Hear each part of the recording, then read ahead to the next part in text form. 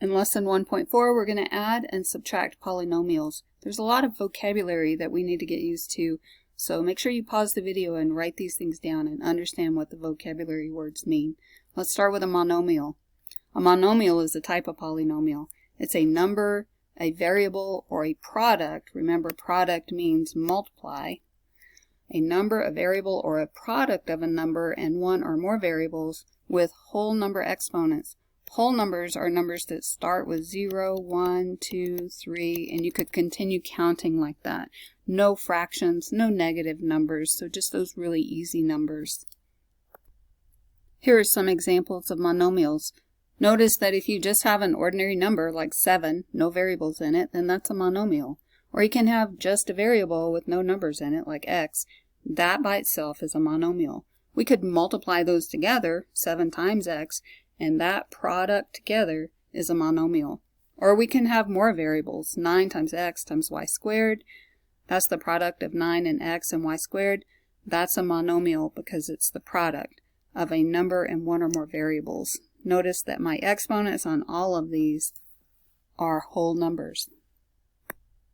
Another vocabulary word that you've probably heard before and you're going to hear a lot is coefficient. A coefficient is just the number part of the product. So if I have 4x squared y to the third, 4 is the coefficient. In 9xy squared, 9 is the coefficient. In 7x, 7 is the coefficient. Now when I have just plain old x, it looks like there's no coefficient for that, but there's an understood coefficient of 1. And sometimes it's useful to write that. Usually we don't write that. Now 7 doesn't have a variable, so it's just a constant. It's not a coefficient. Sometimes we'll want to talk about the degree of a term, which means the degree of a monomial. And in that case, we just sum, which means add the exponents. So let's start on the right side here where we have 4x squared y to the third. To get the degree of that monomial, we're just going to add those exponents together. So this is a degree 5 monomial. If we have 9xy squared, just like we can have an understood coefficient of 1 like we did in that 1x, if there's no power indicated, then we can assume that that is a power of 1, even though it's not written. So in 9xy squared, the degree of that monomial is going to be 1 plus 2, or 3. If we have 7x, then the degree of that is going to be just 1. If we have 1x, then that degree is 1. And if we have 7, that's like saying 7x to the 0 power. We don't write the x because it's not used as a factor at all. But if we have a constant, just 7, then that's degree 0 because technically that's the exponent on that variable. Now let's talk about polynomials. Poly means many, so we could have many monomials to make up a polynomial. Now if it is a monomial with just one term, it's still a polynomial. So it can be that, or it can be a sum of monomials. Remember again, sum is add, or if we add a negative, then we're subtracting. So if we add or subtract monomials, then that is a polynomial. Each monomial in the polynomial is a term. So we combine like terms, we subtract terms, we add terms. So we talked about the degree of a monomial, but now let's talk about the degree of a polynomial. That's the greatest degree of its terms. So we look at the individual terms and determine what's the highest degree, and that's the degree of our polynomial. Here's an example of a polynomial that has 4 terms. The first term is 5x, the second term is minus 7, the third term is plus 3x squared, and then the fourth term is plus 6x to the fourth. So notice that terms are separated by plus signs and minus signs. So if we want to know the degree of this polynomial, we're looking for the highest exponent. And the exponent on that x is an understood 1. The exponent on the 7, since there's no variable there, is going to be 0. And then the exponent on x squared is the 2. And the exponent on 6x to the fourth is going to be the 4th power. So the degree of this polynomial is a 4th degree polynomial because that's the highest power. A lot of times we like to put expressions in standard form. When we're talking about polynomial, that means that we write the highest degree term first, and then we decrease the degree from left to right. So here's an example. I have a polynomial with 3 terms, 4, negative 3x, and plus 2x squared. So that's 3 terms. It is a degree 2 because that's the highest power in any of the terms. And to write that in standard form, I'm going to write that highest power term first, so 2x squared. Then I look at the remaining terms, and it looks like x to the first power, so minus 3x to the first power. And then last we have that constant 4 that doesn't have any variables at all. So pause the video and rewrite this next polynomial in standard form. Okay, hopefully you paused the video and now you're back to check your answers. So this is a 5th degree polynomial. It has 4 terms, and we rearrange those terms with the highest power first, and then the powers count down. So we have 5, and then a power of 3, and then a power of 1, and then a power of 0 on the variable, because that variable is not showing up. Now we can rearrange those terms because of the commutative property, which is what we talked about in the last lesson. There are some polynomial types that we use so often that we give them special names. Monomials, we already talked about, has 1 term, and an example of that might be like 9x to the 5th. A binomial, bi means 2, like a bicycle, so that means we have 2 terms, and an example of that might be 3x plus 4y. And then a trinomial, tri means 3, so this one has 3 terms. And so that could look like 9xy cubed plus 2x plus 3. So just has 3 terms in it for a trinomial. Now the others may have special names, but these are the ones that we focus on. These are all polynomials. So our goal in this lesson is to add and subtract polynomials. So we're going to start by adding polynomials. Notice I have a binomial, 9x plus 7, that's 2 terms, and then I'm adding to that. So there's a plus sign in between my parentheses, and that's important. I'm adding to that another binomial, which is 4x minus 10. Now, if we're adding these 2 groups and there's nothing in front of the groups, then we don't really need the grouping symbols. So my first step would just be drop those parentheses.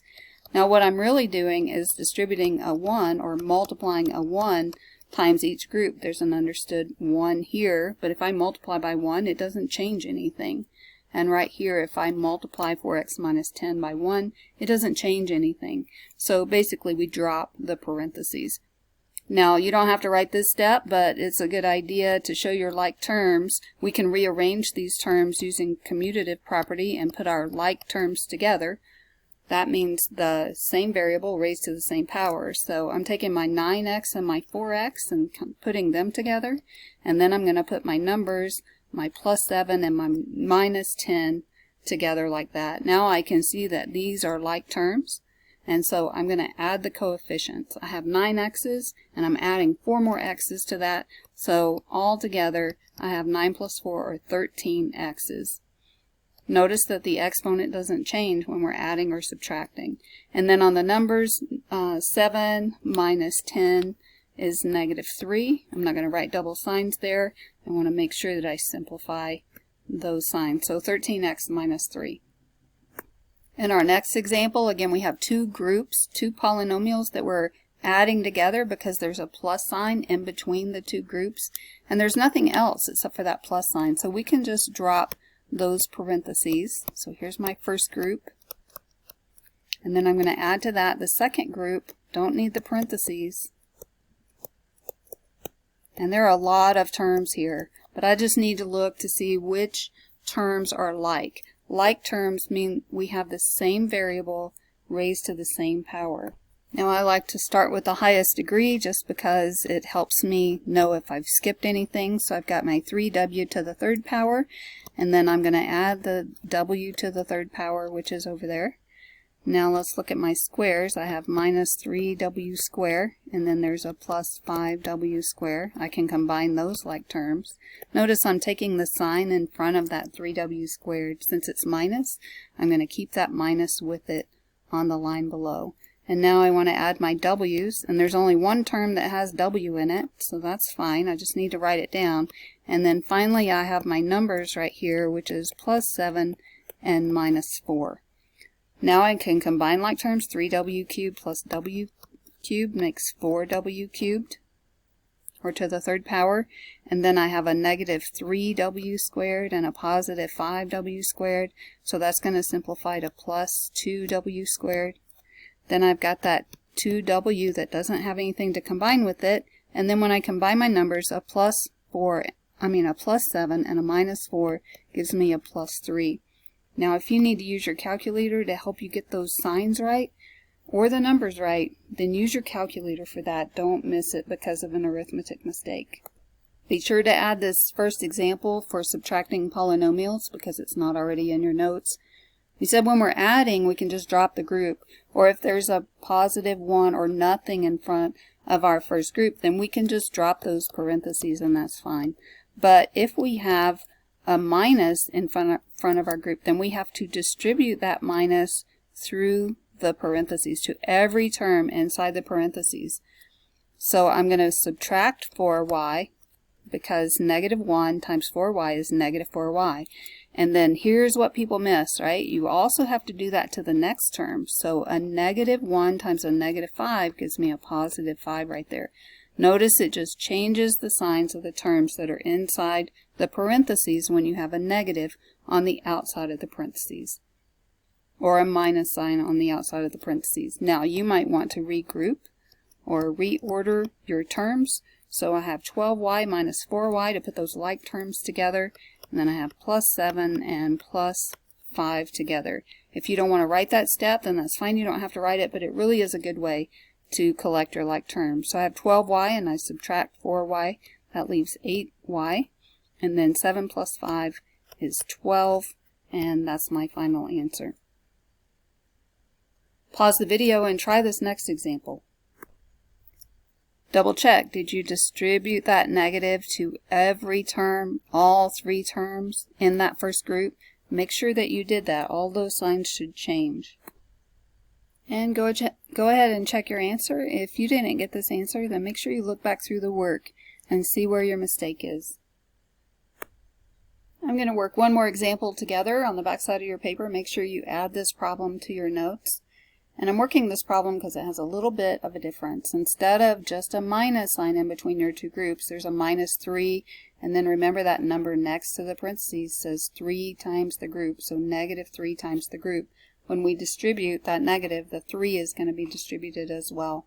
So in the first group, there's nothing in front of the group, so we're just going to drop the parentheses, and then we're going to take this negative 3 and distribute it through both of the terms in the group. So negative 3 times 4x is negative 12x, and negative 3 times negative 10 gives us a positive 30.